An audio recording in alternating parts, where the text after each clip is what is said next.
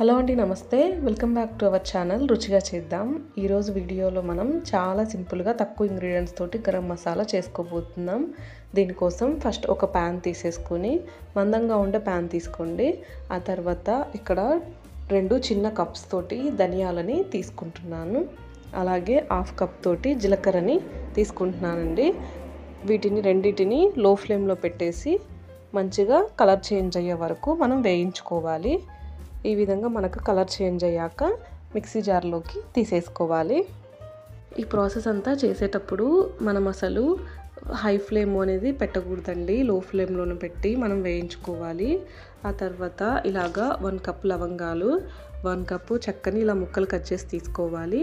అలాగే 2 అనాస పువ్వులని, ఒక 10 యాలకులని, ఒక 1/2 కప్పు మిరియాలని తీసుకోవాలి. ఇంకా మంచి ఫ్లేవర్ కోసం 2 బిర్యానీ ఆకులని ఇలా కట్ చేసి వేసుకోవాలండి. ఈ ప్రాసెస్ అంతా చేసేటప్పుడు మీరు స్టవ్ ఆఫ్ చేసుకునే ఉండండి. ఆ తర్వాత ఒక 4 ఎండుమిర్చిని వేసుకొని ఇప్పుడు స్టవ్ ఆన్ చేసుకొని లో ఫ్లేమ్లో మాత్రమే వీటన్నిటిని మంచిగా వేయించాలండి. ఇవి మనకు కాసేపటికి వేగిపోతాయి.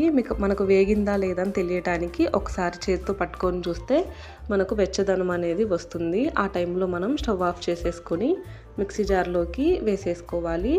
వేసుకొని ఇవి కంప్లీట్గా చల్లబడిన తర్వాత మనం ఫైన్ పౌడర్ లాగా చేసుకోవాలండి. ఈ విధంగా మనం పౌడర్ రెడీ చేసుకుంటే చాలా మంచి ఫ్లేవర్ అనేది వస్తుంది. చాలా తక్కువ ఇంగ్రీడియంట్స్ తోటి నేను ఈ గరం మసాలా అనేది చేసుకున్నాను. అప్పటికప్పుడు మనకి ఇంట్లో చేసేసుకోవాలంటే ఇది బెస్ట్ ఆప్షన్ అండి.